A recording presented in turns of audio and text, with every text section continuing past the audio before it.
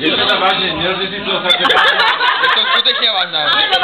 Aby nebyla levá větší než pravá. Ale já v životě, já k tomu potřebuju model. Tak zavolá Eremko.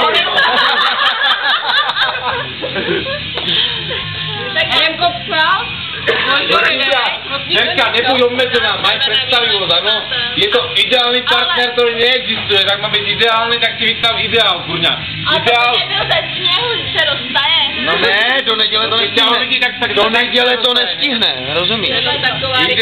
Ideál, si ho musíme... Terka, ideál na tvojich rukách tak či tak roztaje, nie? Chytíš ideál za prda, tak musí roztaje. A ty prdeli budeš sedět.